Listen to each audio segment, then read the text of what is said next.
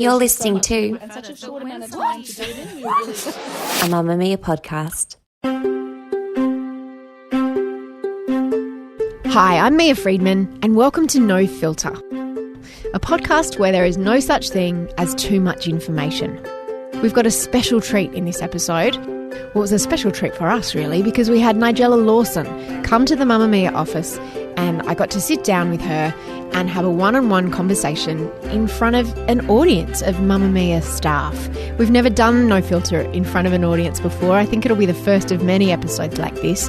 And if you listen very carefully, you might even be able to hear my dog Harry snoring. He was sitting on the chair behind me. We all baked for Nigella, and here's what happened when we sat down to have our chat. Welcome.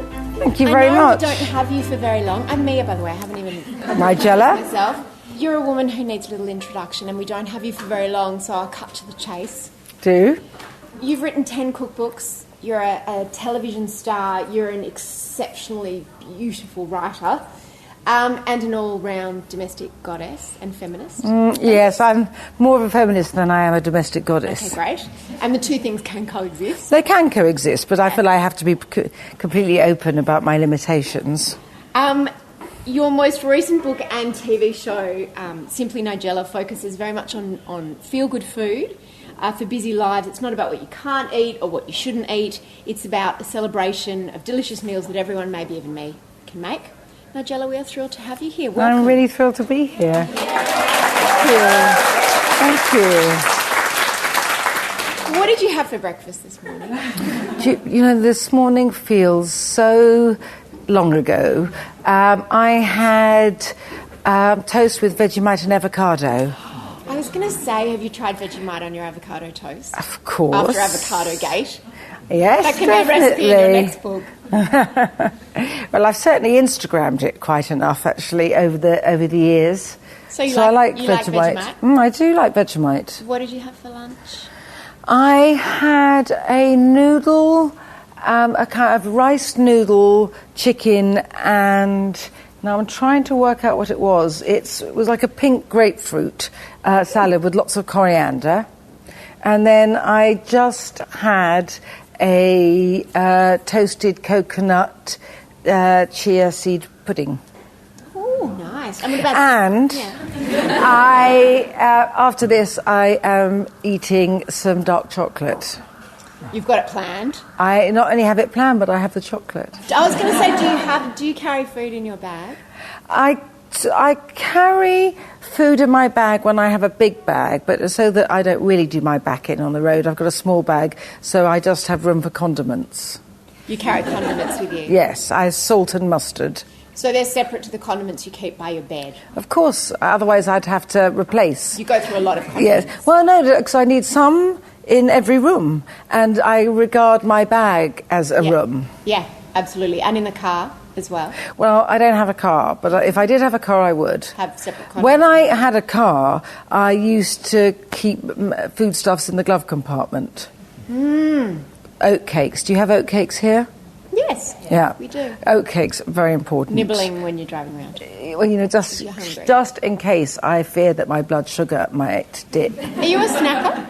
I'm not actually a snacker, but because of that, I am. If I'm working and I can't eat a meal at a mealtime, I can just go into the nether reaches of despair because I haven't eaten. But then I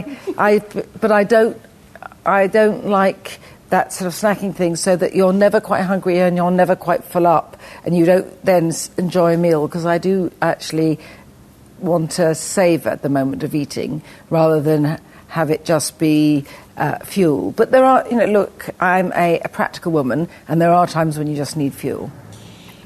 Do you know what you're going to have for dinner tonight? Well, I've got an idea, but I'm leaving it a bit open because I'm going to a restaurant, and I think part of going to a restaurant is suddenly having something that may be unexpected. But I feel in great need of something crunchy. I want some salad and I want vegetables, and I feel I should have a steak, but I feel my body is telling me to have some fish. So we'll see. Why do you feel like you should have a steak? Because I feel I need some iron. I do feel I need some iron. However, I might get my iron via some red wine instead. Better idea. And I kind of am asking you about this not just because I'm a sort of a food stalker, but because when you wake up in the morning, do you have a sense of what you're going to eat through the day? And is your choice for lunch dictated by what you've had and what you know you're going to have? Do you keep that constant tally? Well, to answer truthfully, I have to be slightly inconsistent because obviously things aren't always the same. So, of course, to some extent, what I eat is governed by the food I have at home. So I make a decision at the beginning of the week and I do my shop. So then I'm planning. However, well, I do twice a week because otherwise it would be too much food and I can't decide that far in advance for myself. So I tend to do a Tuesday and a Friday shop. And so I know a bit what I'm going to get, but then I don't know exactly how I will feel like what's left over because I quite like cooking from what's left over. And Monday is my fridge clear-out day, and often it's my most creative day for cooking. So I've got some leftovers, which might be a bit of a leftover of a stew or just some leftover vegetables or just some ingredients that are left over. And then I go through that, and I don't like to, my Tuesday shop, I don't like to buy new food until I've used everything up.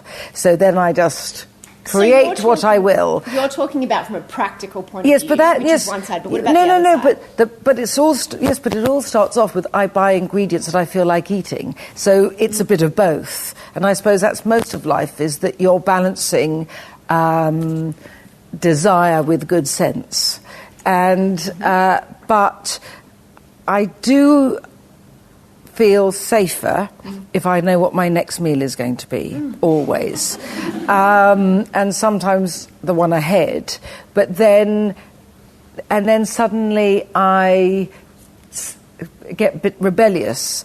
And having planned that and know it, I just think, but I don't want to have to eat that. I want something else. So that's what I mean by saying, if I answer truthfully, you will hear the inconsistency. Because in a way, we can be very inconsistent, and also sometimes we get a sudden need for a particular foodstuff.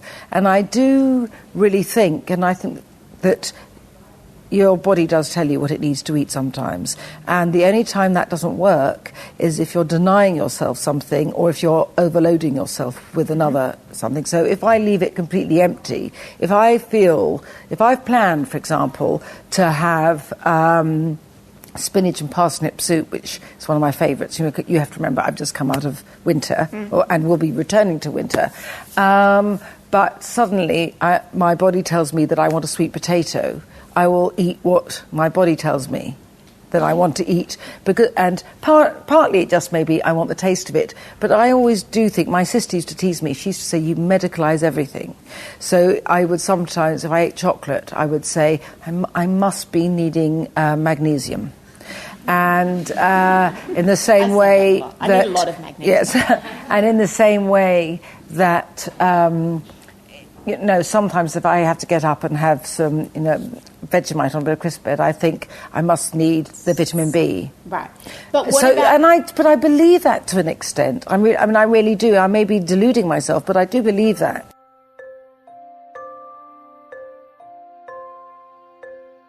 You say in Simply Nigella, part of the balance of life lies in understanding that different days require different ways of eating. What about when your heart or your head wants something? Because can you always trust your body? What if your body wants butter every day for every meal? Or I don't know. After every meal? Yeah, but I just don't think it would. I think that people who want cheesecake after every meal, it's because they tell themselves they shouldn't eat cheesecake. But if you tell yourself you can have cheesecake whenever you want it, you just eat it when you feel it's right. And I don't mean that your body needs cheesecake, but I think it's very hard for women to do, and I think this is a pity, but I really try and order what I want to eat, not what I feel I ought to eat, because I think that's where trouble starts. So it's really, what do I feel like eating now? And it doesn't have to be because, my body needs it. It might be just that, do you know what? I want a really good plate of chips. Now, there's no part of So you one's think because body. you don't deny that yourself that you don't want a plate of chips every night? It's, Yeah, no, if I think you that's denied yourself, true. you would want chips all the time. Yes, exactly. I mean, I believe that to be the case. Obviously, I can't prove it. Yeah. But I certainly know that, this is just anecdotally, that, girlfriends have come round to me who, perpetually on diets, they eat. So, I suddenly find them going to the fridge and eating a whole tub of ice cream. Yeah. Or, they'll say, oh, no dessert. No dessert for me. And I say, fine. And then I have mine, and then they're sitting at the table, and the whole rest of it that's left, they'll be eating with a fork, but not putting it on their plate. So, anecdotal evidence leads me to believe that. But I also, there are times that I overeat, and I overeat just because I like the taste of it. Why do you think there's so much, at the moment, such enthusiasm around this idea of deprivation, around quitting sugar, paleo? What are we doing? Has food become, have food obsessions just been dressed up as these different trendy diets, 5-2, all these different things? Oh, well, I think that within each diet, normally, there is a grain of sense.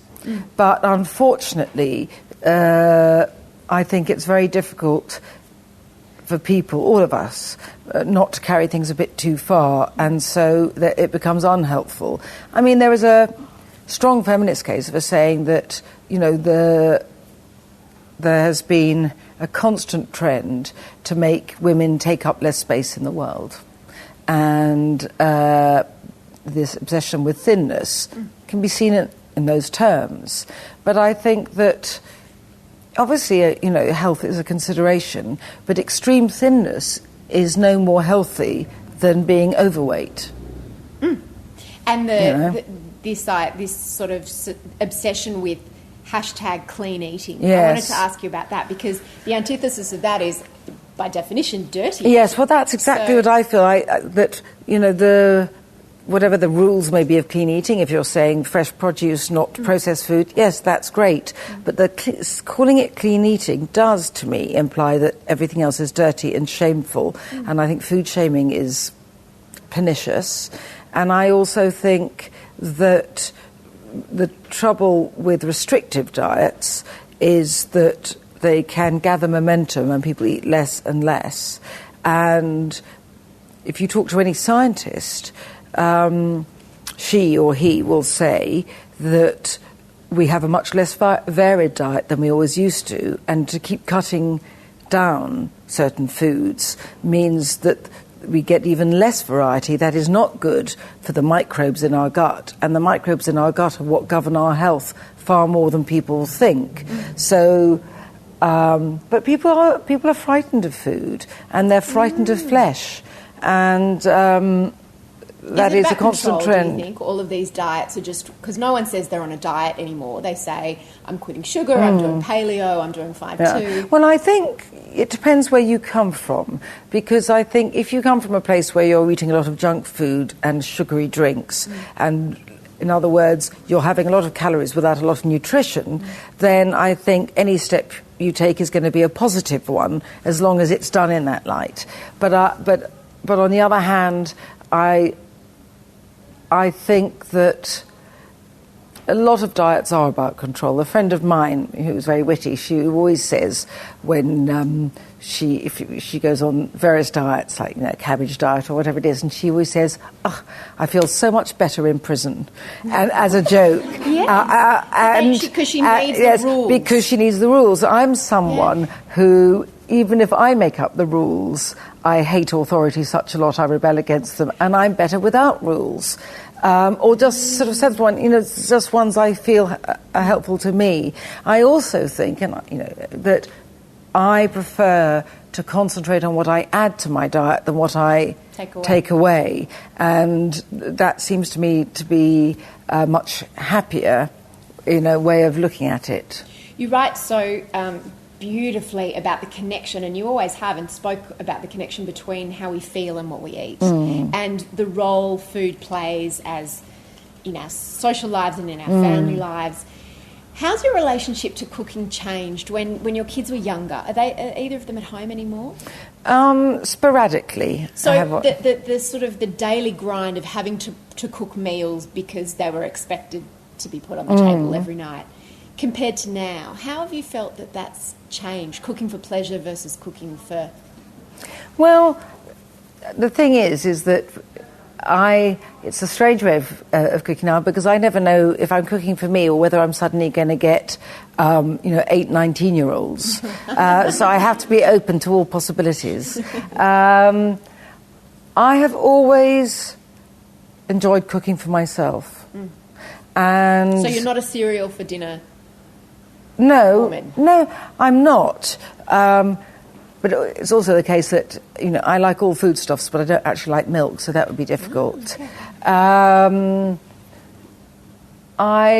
am very happy to have bread and cheese, so I don't feel I have to cook, but I have to have something proper for dinner, something that gives me pleasure. But I think this started slightly when, my first husband couldn't eat. He had oral cancer, and I did feel it was quite important to hold on to being able to cook for myself. I mean, obviously my children were little then, so I did 2 lots of supper. I would eat theirs, and then I would make something for myself. But I think that's when I started, and I felt it was important, and I still do. I think that you have to feel you can take care of yourself, and there are times when, one feels unable to muster the enthusiasm to do so. But as much as possible, I think it's a help and, an essential act of kindness towards oneself.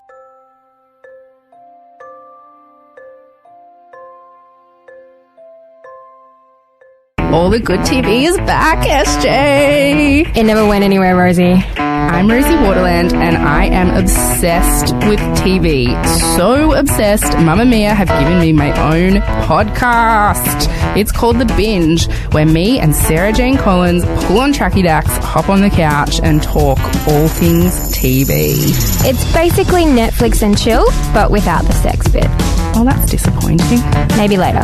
It's free to air, streaming, all the shows people are watching, what's worth binging on, and what old shows you should rediscover immediately. Obviously, Pride and Prejudice, the miniseries. Or Seinfeld. Okay, what about The Wire? 30 Rock. From there, I would go Parks and Rec. From there, I would go House. It's an interesting segue, but I can see where you're going with that. There's just so much to talk about. Subscribe to The Binge in iTunes or your favourite podcast app. What do you do while you're cooking? Do you listen to podcasts? Do you listen to music? No, I don't. Nothing? I do sometimes listening. I have listened to podcasts, and I do sometimes listen to the radio. But actually, I like listening to the noise of the food and pottering about and having a bit of decompression. So it's like moving meditation for you. Yes, it is really. But on the other hand, I do cook things that are, generally they don't take very long. I mean, if I was going to spend hours over something, maybe then I would want music. But no, I don't like. I like. It's just me and the food communing with one another. And what about when you eat it? Do you eat when you're eating by yourself? Do you read while you eat? Do you eat in front of the TV? I know you're a fellow loving eating in bed. I like to concentrate on the food. Yeah. I can, sometimes I'll read a bit and then I'll, eat and put my book down. But generally speaking, I feel that if I do anything else when I eat, that I'm not really savouring every moment of the food. When you eat in bed, do you not have the TV on? Or you're not reading your book at the same time? I do, but sometimes I pause it, sometimes. To just really... Yes. Fantastic. No, but those things make a big difference. And actually, I do think, again, that's linked to about how one eats, because I think if you eat and you don't quite take in that you're eating, although there are times when that mindless shoveling is also really fantastic. So it's not that I always do that. So there's room for everything. But generally speaking, I think really acknowledging you're eating, enjoying the fact that you're eating, and then I have a brief moment of desolation when it's finished. But then I know I'm going to be eating the next day, so that's all right. But how do you know when to stop? As someone who loves food, how do you not prolong that moment or postpone that moment by having another serving or... Well, I sometimes do that, but actually the fact is I used to do it much more, and the reason I don't now is not because I'm making any great effort, it's just because I'm getting older and I actually can't do it. Isn't that terrible? Do you mean you get full? No, I always got full, but it didn't make any difference. I could carry on eating afterwards. I hear you. And whereas now I find I can't, and then I don't sleep afterwards. You know, I feel like I always say to my children, I've got little old lady eating disease. I can't carry on eating. And they always say, but Mum, you still eat quite a lot. I have one more question. How long have you been in Australia for this time? Well, pretty much the whole month. You've been on the road for this tour.